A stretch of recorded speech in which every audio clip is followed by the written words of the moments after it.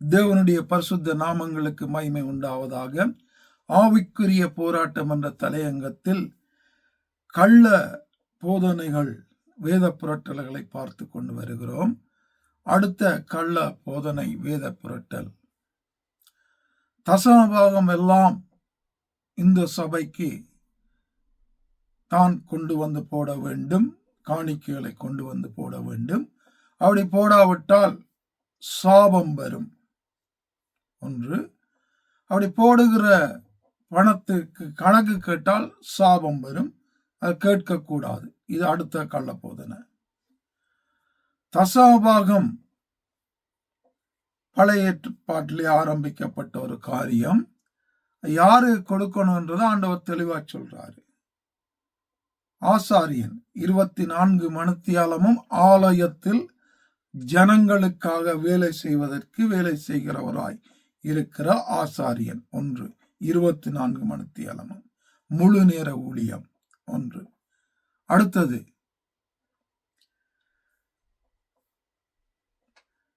அவருக்கு காணி ஆட்சி இருக்கக்கூடாது, சொத்து இருக்கக்கூடாது. அவருக்கு அந்த ஊழியம் செய்கிற ஆசாரியனுக்கு ஆண்டவர் அப்படித்தான் சொல்றாரு, காணி இருக்கக்கூடாது, சொத்து இருக்கக்கூடாது. அவருக்கு அந்த இடத்துக்கு தான் தசமபாகம் போக வேண்டும். அடுத்தது, அது ஏன் போக வேண்டும்? திக்கற்றவர்கள் ஏழை விதவைகளுக்கு கொடுக்கும்படியாக. மூன்றாவது காரியம், இதுக்கு தான் தசமபாகம் ஆண்டவர் போடும்படியாக கட்டளையிட்டார், அங்கே கொண்டு வந்தார். பழைய ஏற்பாடுல.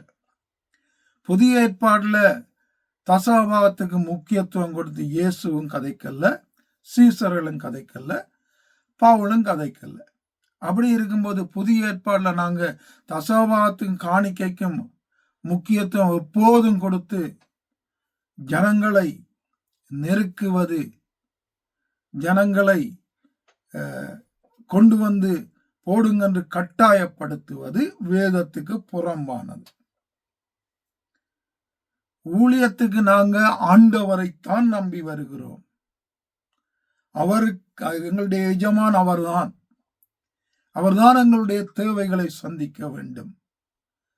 எங்களுக்கு ஒரு தேவை இருக்குமானால், ஒரு காரியம் இருக்குமானால் தேவனிடத்துல தான் நாங்க போய் சொல்லணும், கேட்கணும். தேவன் ஜனங்களை ஏவுவார், பேசுவார், ஜனங்களை கொண்டு வந்து உங்களுடைய தேவைகளை சந்திக்கும்படியான காரியங்களை செய்வார். அதை விட்டு போட்டு எப்ப பார்த்தாலும் தசமபாகம் காணிக்க இதை குறித்து பேசுவது வேதத்துக்கு புறம்பானது. இதுக்கு முக்கியத்துவம் கொடுத்து பேசுவது கள்ள போதனைக்குள்ளாக வரும். கள்ள போதனைகள் இது உலக காரியம். அப்ப தேவனுடைய பிள்ளைகள் சரியாக புரிந்து கொள்ளும். தசமபாகம் காணிக்கை என்று செய்தி ஒன்று கொடுத்திருக்கோம், அது தெளிவாக காரியங்களை சொல்லியிருக்கோம், போய் பாருங்க. அப்ப தசமபாகம் காணிக்க காட்டி சாபம், கட்டாயம் இங்கதான் கொண்டு வந்து கொடுக்கணும் என்று வற்புறுத்துவது கள்ள போதனை. வேதத்துக்கு புறம்பானது.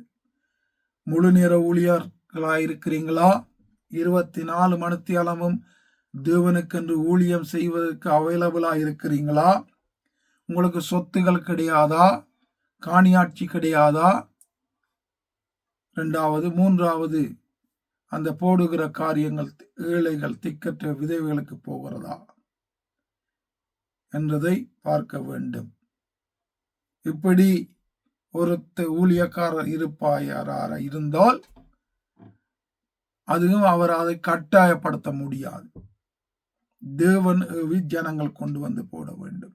ஆவியானவர் உங்களை தொடர்ந்து வழி நடத்துவாராக. ஆமேன்.